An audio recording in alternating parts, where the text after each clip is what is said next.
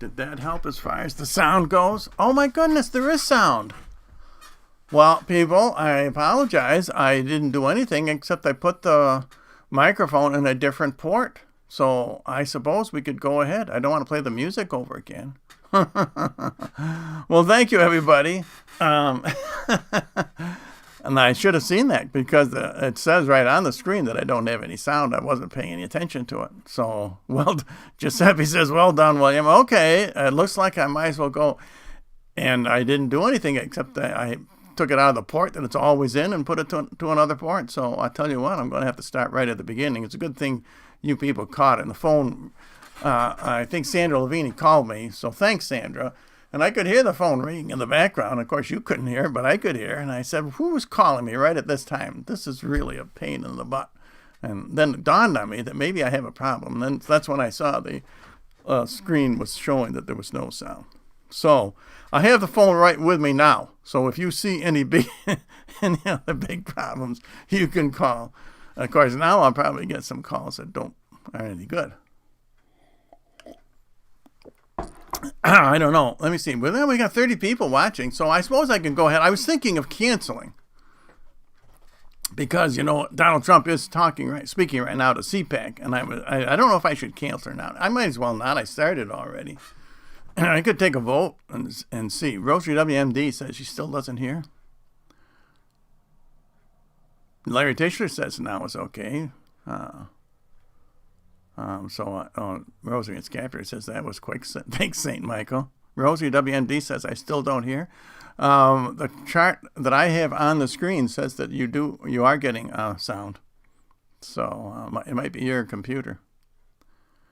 Deborah Bundra says check your. Oh, Rosary WMD says I can hear now. Okay, so might as well go through the video. I can clip this front part off. I can edit the video once it's up posted on YouTube. There's no sense of people watching this mistake from here to eternity. So, okay, so let's start.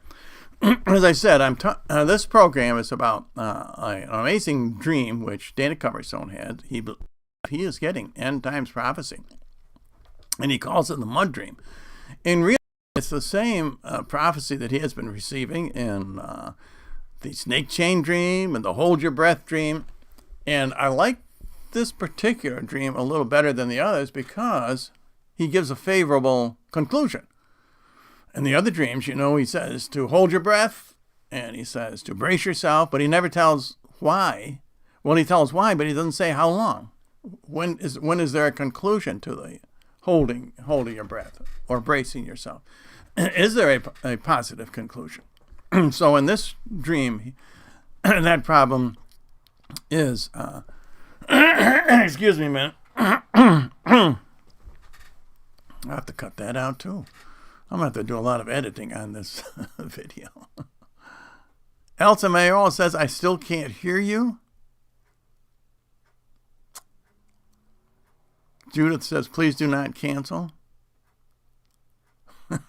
Rosary Scabry says, Trump's speech so far is a repeat of achievements, so it doesn't appear we are missing anything. I told you this morning that's all he would talk about. He can't do anything until the woman who travails brings forth. And I've been telling you that for quite a while now, as prophesied in Micah 5:3. And in fact, Dana Coverstone's last one, the last dream where the 5 entities in America could not save America. He went through them. He said, and Trump was one of them. The military was one. The church was one. Congress was another.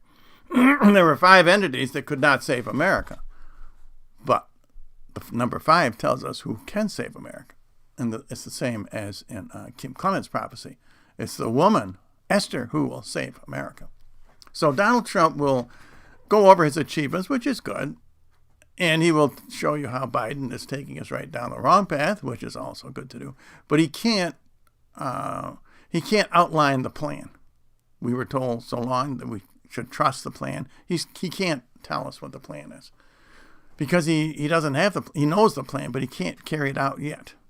Until, as we prayed this morning, unless Esther is going to start pouring the oil of gladness on America, and which she is supposed to do very soon. And anyway, let's go through with this dream. Where was I up to? Did I tell you about the... I don't know why we get a confusing beginning to this video. I hope everybody's patient with me this afternoon.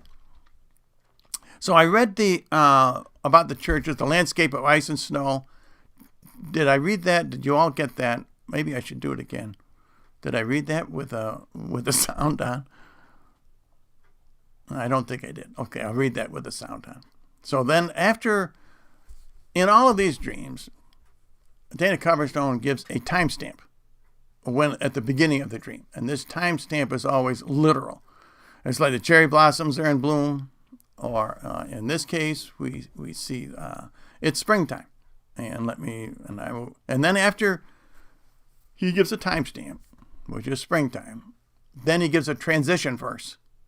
And we move from the literal into the symbolic. That's very important. And I know the other people who interpret Dana Coverstone's dreams, they think that the literal part, they try to find symbolism in it, and there's no symbolism there. The symbolism is in the second part, after the transition verse. And it's very subtle. You have to pay attention. So once you get the transition verse, then you get the prophecy. So let's read the first the first part of this prophecy, which I was reading to a silent microphone. I saw a landscape of ice and snow. This was Dana Coverstone's mud dream, which he received between February 18th and February 20th. And there was a fog over the ground that was so thick you could not see through it. And then it began to clear. And as that fog cleared, I saw the outline of the southern coastal states from Texas over all the way to Florida. And I could see buildings that resembled churches. They had steeples that obviously had crosses and things, but they were buildings that resembled churches in each of those southern states. So this is actually not a prophecy. This describes the deep freeze that the southern states were in, especially in Texas. And we all know about it. And that came at the time Dana received this dream, February 18th through 20th. And the landscape of ice and snow, that's a timestamp. And that's all it is. It's not any more than that. And when he says he saw buildings that resembled churches, what he means is that not everyone inside is a Christian, as we will see, not a true Christian. And it was only their outward appearances that show they are Christian. They have Christian crosses and steeples and so on. But the test is going to come, and then we'll find out who is really Christian. And as Dana said in his last dream, the church is not going to save America. So now let's look at this second verse. This is, and there was smoke coming out of each one of those churches, and there were many believers praying earnestly and loudly in each one of them.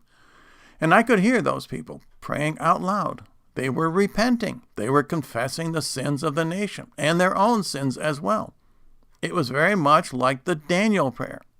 And there were many tears, and there was wailing as the lost loved ones were being brought up in their prayers. These people were praying for family members, for mom and dads and husbands and wives and kids who were not serving the Lord. So now, what does the smoke coming out of the churches mean? Remember, this is the literal, not the symbolic interpretation. That comes later. So does this mean that the churches are on fire? Does it mean that there is a spiritual fire? No. It simply means that there's cold weather and there's a fire in the furnace. That's all it means. I'll bet you the other interpreters have gone head over heels trying to interpret what it means, but that's all it means. The smoke is coming out of the chimneys. This is a timestamp. We are still in the literal part of this dream, not yet the symbolic. However, the Daniel prayer reference is very interesting. He is referring to Daniel chapter number 9, which is about to happen to the nation of Israel. And he's referring specifically to verses 16 and 17, which are a lament. Daniel laments about the coming destruction of Israel. And I suspect that the people who are praying in these churches are praying like Daniel prayed, because they are, whether they know it or not, prefiguring the destruction of the United States. That is what this mud dream is all about. So now let's look at the next verse, which I call verse number 3. They asked for forgiveness for being an inadequate witness and for being anchored to sins that they knew that were wrong, but that they had kept holding on to this chain. And because of that, it ruined their walk with the Lord. So they were anchored to things that they knew they shouldn't be doing. And the louder they prayed, and the more aggressive that they prayed, as they confessed, I saw that all the snow was beginning to melt. I saw that the ice began to disappear. So now I know some of you are going to say, well, this must be miraculous, Professor Tapley, because the snow is melting at the same time that they are praying more earnestly. No. They're going through a series, a time frame there. They're praying, and then they're praying for their husbands, they're praying for their families, they're praying more earnestly, they're praying, etc., etc., etc. That's all a passage of time. So the snow is going to disappear during the passage of time. It has nothing to do with their praying. And what the snow melting means is that it's springtime. This is a timestamp, the same timestamp as the hold your breath and the snake dream. So it sounds like there's a correlation, but there isn't any. And it's kind of interesting that, well, let me ask you this. If you think this was a miracle that Dana Coverstone is describing, why wasn't there any reports of miracles? Did you hear any reports that people were praying so much that the freeze disappeared in Texas? I don't think so. I didn't hear any. And that's not the purpose. We are still in the first part of this dream. So now let's look at what I call part number 4. And the snow disappeared, and as it happened, this began to happen in every state. But it also was happening right around the church. It didn't start out in the countryside, in the land. It started, the snow began to melt away from the church, and just kept melting consistently. And that happened as they prayed louder and more aggressively. This also began to happen in every state, began to see more of the United States. It was happening in every single state. So I know you're going to say, well, Dana Coverstone is describing a miracle. No, he's not. And I'll explain this to you. This is still the literal. We're not in the symbolic yet. Did you ever see snow melt around buildings? It always melts around churches, and not instead of out in the field. That's what he's describing here. The buildings are heated. That's why, and everybody knows that if you have snow in where you live.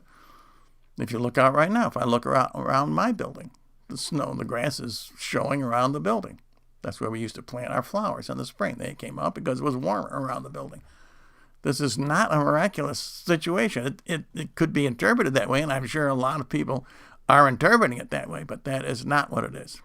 We are still in the literal part of the dream. And then he says it's happening in every state. Well, spring always moves up from the south. You get spring in Atlanta a lot sooner than you do in New York.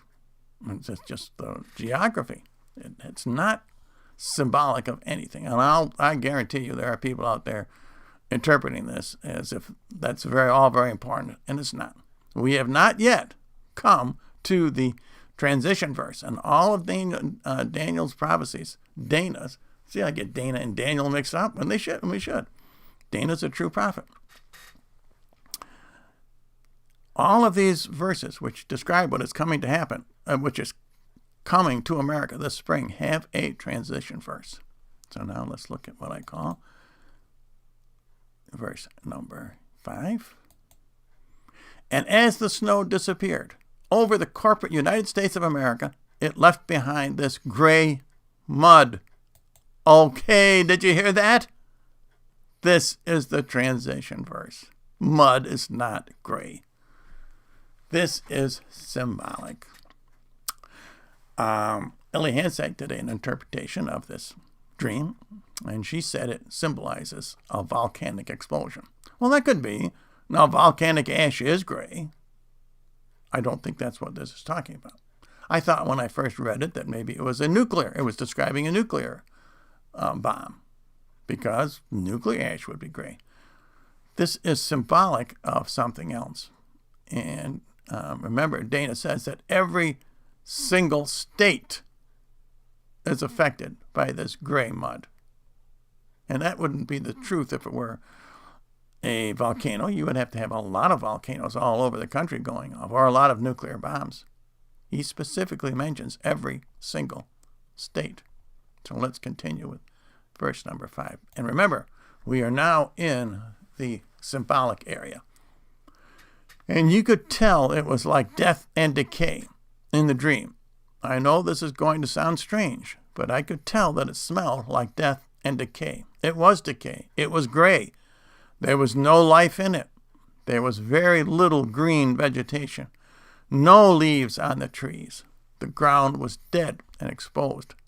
Even the grass was like old, dead, and brown. Now remember, this is not a timestamp. This gray mud is dead, decayed.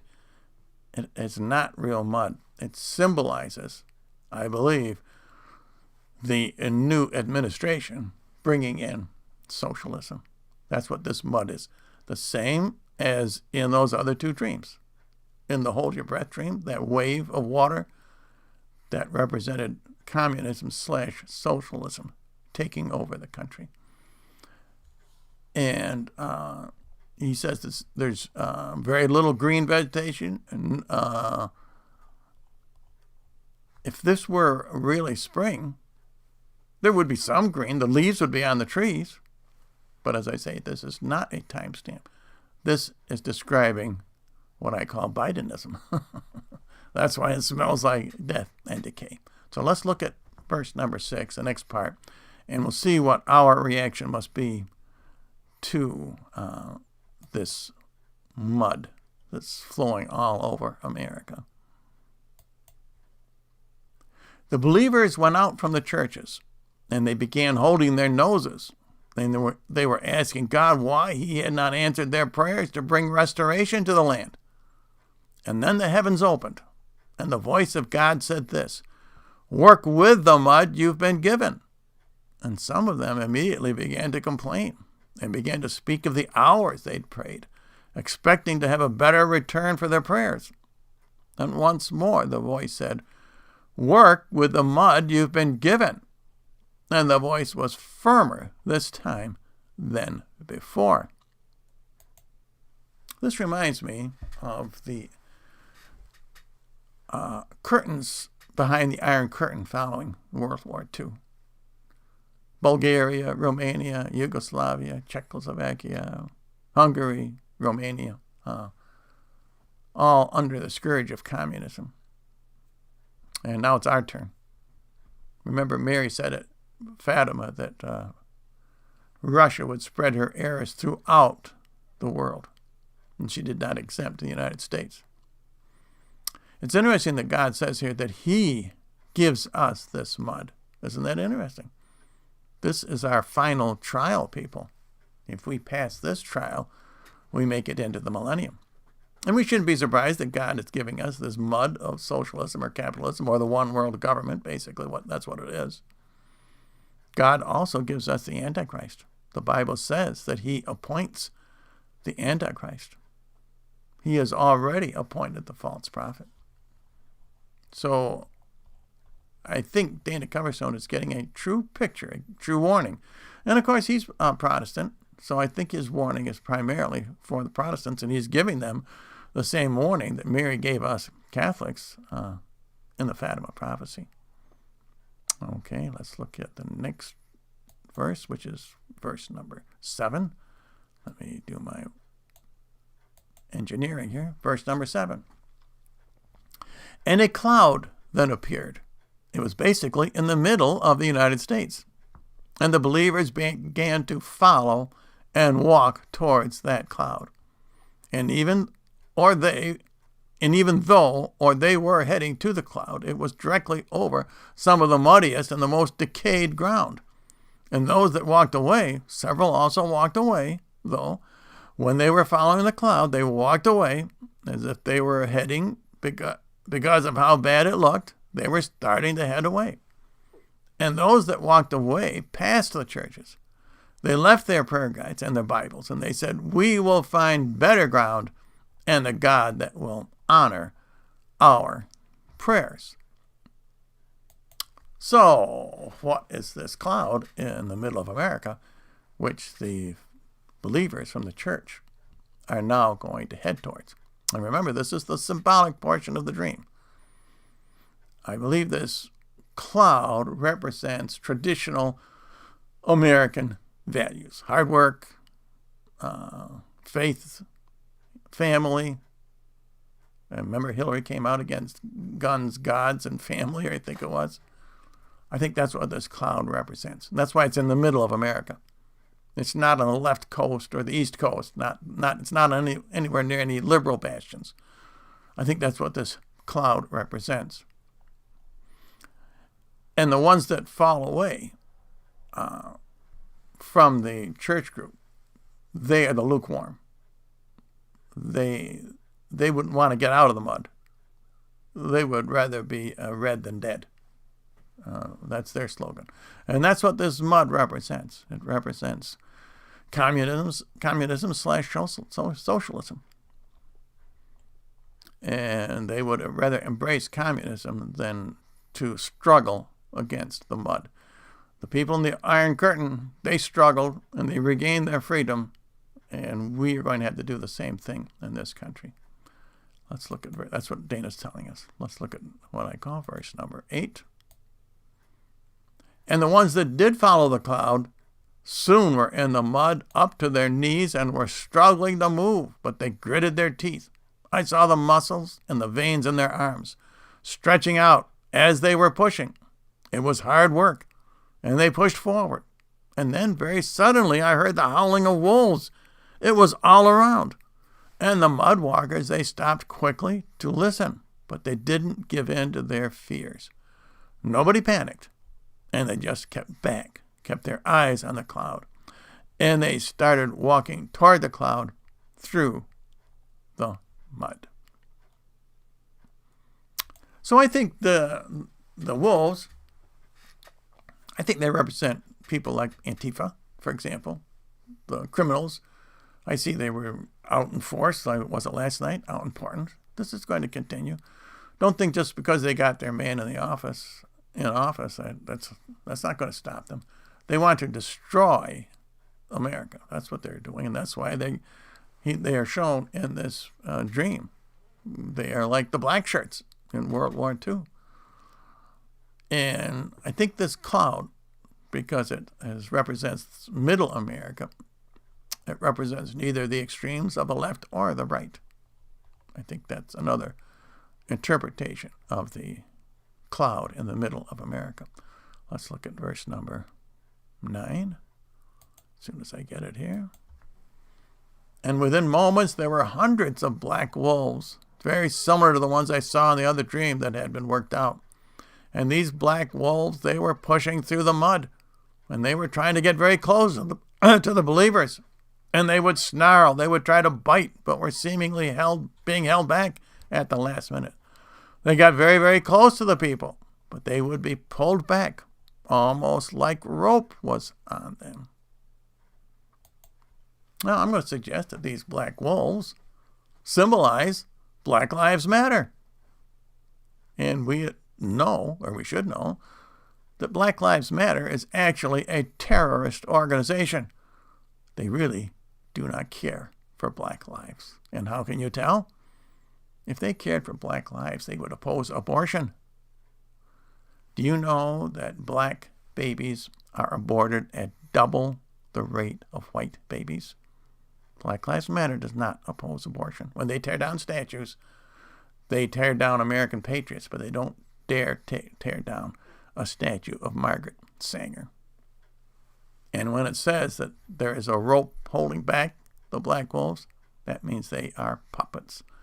They are working for someone else. They are doing the will of their puppet masters. And that's what Dana's dream is telling us. The Holy Spirit is telling us through Dana Coverstone. Okay, let's look at the next verse, verse number 10. And they were at times inches from the faces of the people. But the people stayed focused on following the cloud, and they kept looking as a group to see the cloud. And the sky was clear, but the ground was muddy and it was ashen gray. Again, this is symbolism. And everybody's shirts were just covered in sweat. You could tell it was work, what they were doing, trudging through this mud. So I call this mud, as I say, communism/socialism. In the book of Revelation, it actually symbolizes the beast from the abyss, also known as the scarlet beast, also known as the eighth beast. We call it the deep state or the swamp. It represents the kingdom of the Antichrist. And that's what's coming next. With the removal of Donald Trump from the presidency, the last restraint on the Antichrist has been removed. Now all the leaders of the world are called the 10 kings of the Antichrist. And he is next on the scene. Well, I shouldn't say next. Actually, I think Daniel 9 comes next. That's the prince who shall come. Biden has already started bombing Syria. The deep state does not want peace in the Middle East. They actually want the destruction of Israel. Israel is a faith-filled nation, except they have flaws, which is why Daniel prays for them. Daniel 9 tells you why God is going to allow the prince who shall come into Israel and destroy the city and the sanctuary. So that does come next, and then comes the Antichrist. So we're very close to both of those occurrences. So now let's look at the next verse, verse number 11, in this very interesting dream from Dana Coverstone. And then the scene changed, where I was seeing, once again, the entire states. In each state, there seemed to be people who were all trudging through the mud towards the cloud at the very center of the nation. It was drawing the believers to what seemed almost like a central point, trying to get to the middle of things. And the cloud wasn't moving, it was stationary. So I want to comment on this. The cloud isn't moving, it's stationary. I think that means that it is like a rock. It's solid. I think you could maybe call it middle-class values. And as you know, communism hates the middle class. Let me see, am I still in 11? Yes. But everyone was pushing through the mud and avoiding the wolves along the way. So this wasn't just happening in the southern states, it was happening all over the country. But the closer that they would get to the cloud, the wolves would begin making contact. They were leaving marks, bite marks, on the people's arms and shoulders. I'm saying that the black wolves, they're not exclusively Black Lives Matter. These are terrorists. These are anarchists. They support communism/socialism. That's what they want to bring to this country. And it's the faithful Christians who are in the church who will save this country. Okay, let's look at the next verse, verse number 12, what I call verse 12. But yet the people continued walking and moving. The landscape was littered with the prints of the wolves, and they were innumerable, and their eyes began to glow with an intensity like I'd seen in the other dreams, that bright red, almost like an LED light in their eyes. And they were being provoked by the winds. I could hear the howling of the winds, and it was stirring up their fur, and you could just see the wind blowing on them. So now once again, the red light in the wolf's eyes represents communism. And this is very similar to George Washington's vision. You should really read that if you haven't, because he had a vision of the 3 major wars that America would be involved with. And the last one is the war we are now in, or just beginning to get into. And that is where he sees us invaded by a red light that comes out of in his case, a dark cloud. But the red light indicated communism. Okay, let's look at verse 13. But they were being provoked, not just by the winds, but as well by the people who were wearing masks. And the masks of these people were wearing were skulls, witches' faces, faces of demons, and they were all on the outside of the mud, and these people were screaming curses and blasphemous words at the believers in the mud, calling them haters and dividers. Well, we know communism is atheistic in nature. In China, religion is persecuted. We can expect to be persecuted. This is what Dana Coverstone has been warning about in his programs that are not dreams. And these people who are wearing masks, and witches' masks and so on, what do they remind me of? They remind me of the satanic media. I think that's what that's what Dana is talking about. So let's look at the next verse number 14. There were no specific leaders as they moved along those in the mud. So those in the mud, those are the rest of us as Christians battling the mud. And the outside, the people on the outside hurling blasphemy at us, mainly people in the media. They don't have any specific leaders. Some of them threw rocks and sticks, and these sticks resembled arrows, and they would throw them at the ones in the mud. And yet the believers kept pushing through towards the cloud. And though they were covered up to their necks now in mud, literally they were covered. Their arms were covered in mud. Their shirts were covered in mud. They were up to there, and he leaves out necks, I think. They weren't walking in mud this deep. That is what I was seeing. They were simply covered in mud from the work and the fight, trudging through. In the next verse. And the ones also were pulling some of the weaker ones by their hands, and a few were riding on the backs of those who were stronger.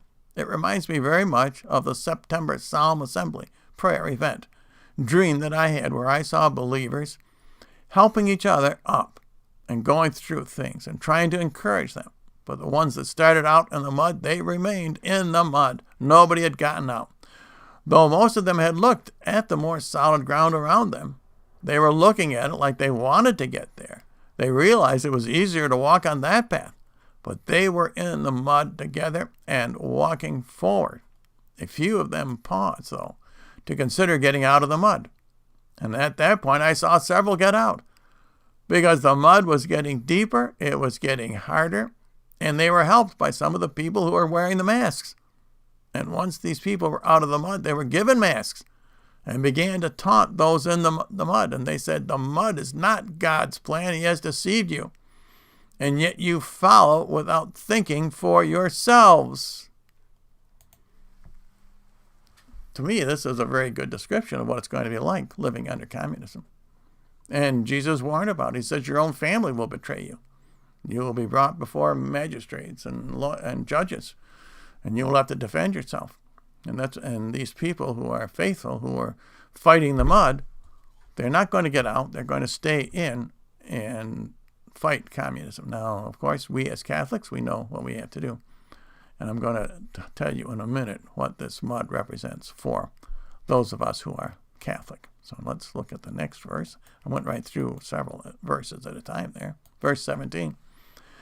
And then that Christ figure that I always see appeared in a white robe with angels all around him. And he had a scepter. It was just a big scepter in his hand, in his right hand. And he spread his arms out like this. And he spoke, and he said loudly, my ways are not your ways. Your spiritual legs will be strengthened through agony, and your witness will have been for the naive and those who have no fear of me.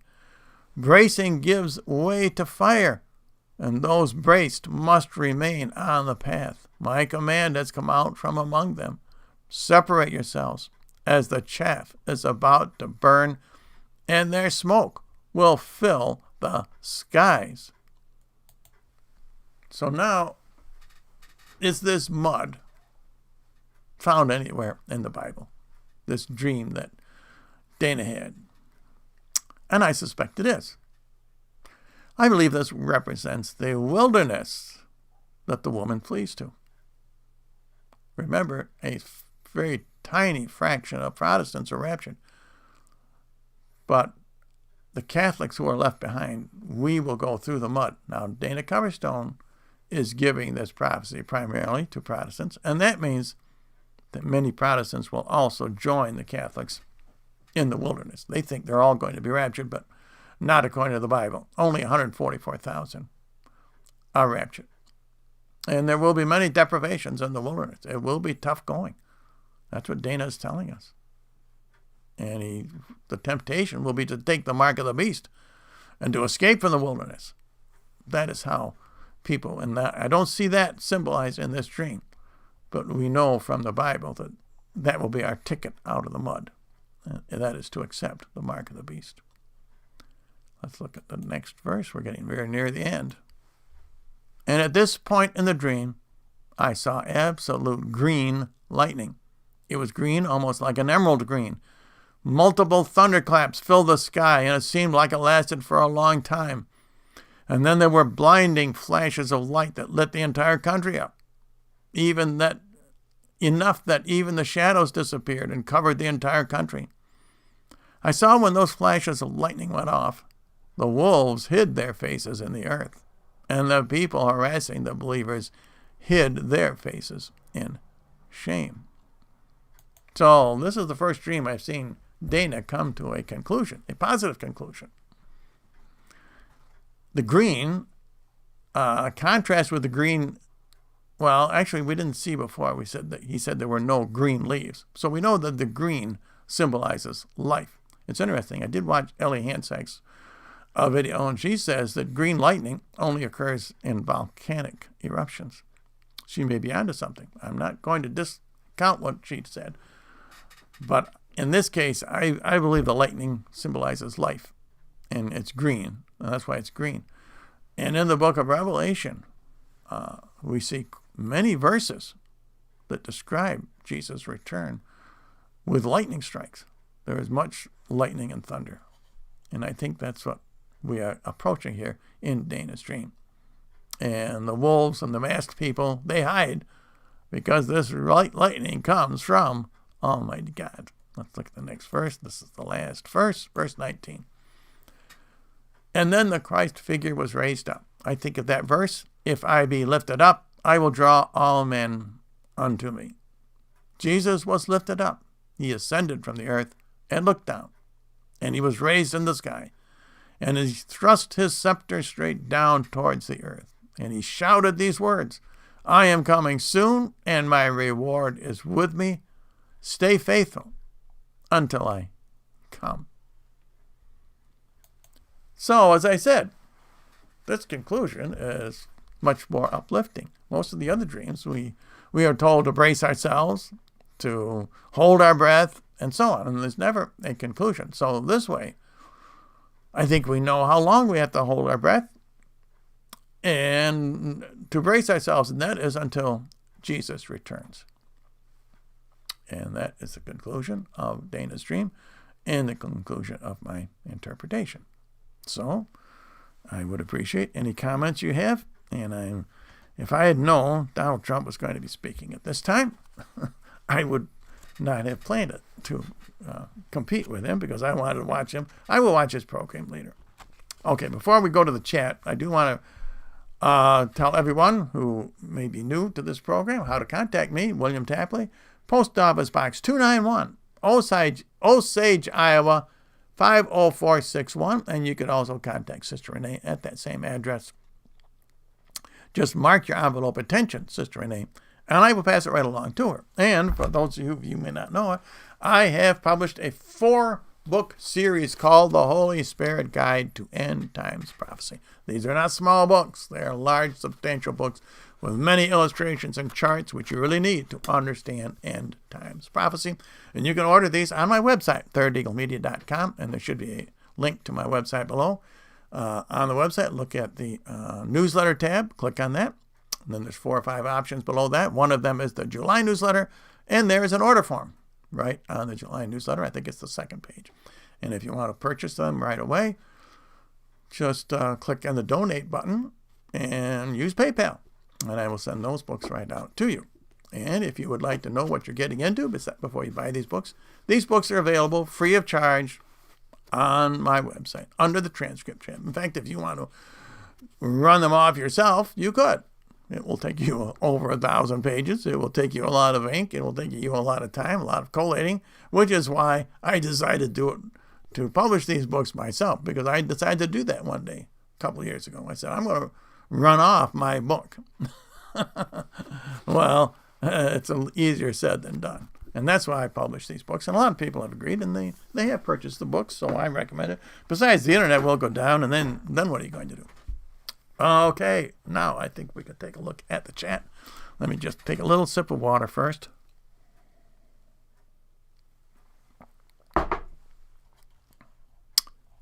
Okay, I'm going to skip quite a few of this because, as you know, we had sound problems at the beginning, and it was on my end, my computer, and all I did was I think I have one of the connections in the back of this computer might be going bad.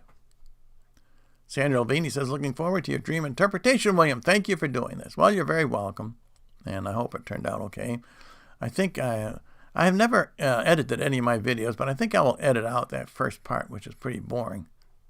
Sandra Alvini says, I'm calling William, no sound. Thanks for calling, Sandra, but I had my phone on in the kitchen, so nobody could hear it. You couldn't hear it anyway. I could hardly hear it. Then it dawned on me, why is somebody calling me right at this time? And then I realized, maybe I have a sound problem. I looked at the bar, and it was not doing anything. And I said, uh-oh. And I think Elsa Mayoral also called me. So thanks, everybody. And eventually, I'm glad you did get my attention. I'm not sure. I think somebody said they prayed to St. Michael.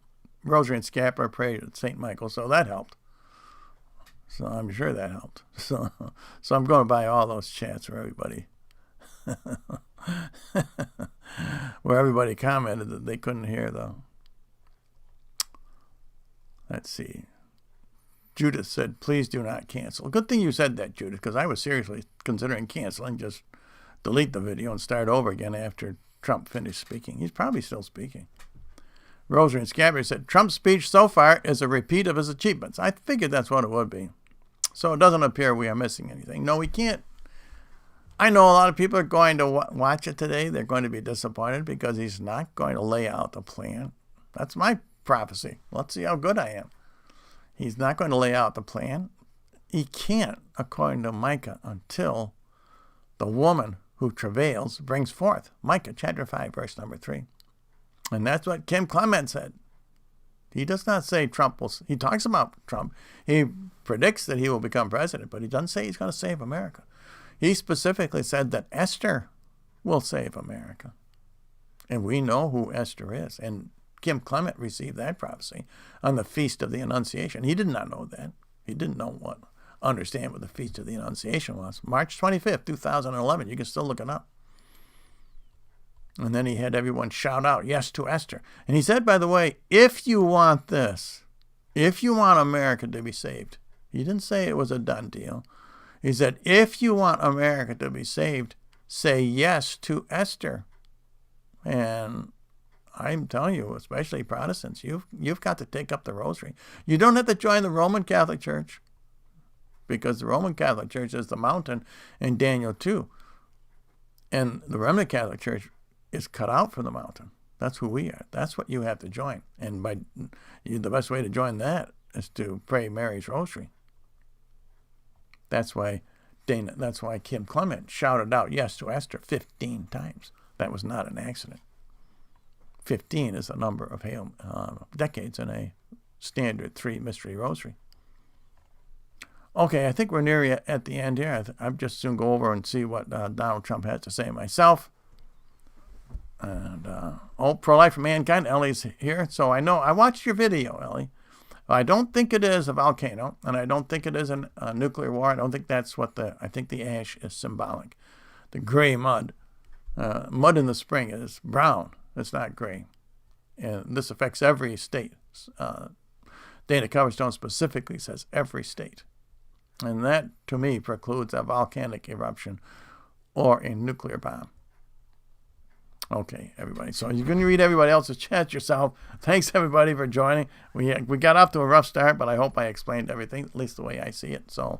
And I will be back tomorrow morning at 10 a.m. to pray the rosary. And, in fact, if you want to stay around at 8 o'clock tonight, Eastern Time, Sam Fisher will pray the rosary on his Pieta Rosary channel.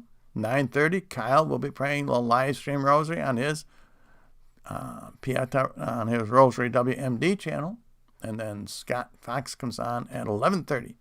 These are all Eastern times, with another live stream rosary on his Battle Beach channel. So until I see all of you again, either on one of those rosaries or on my own channel tomorrow morning, live stream rosary at 10, may God bless all of you, and may all of you have a very blessed evening.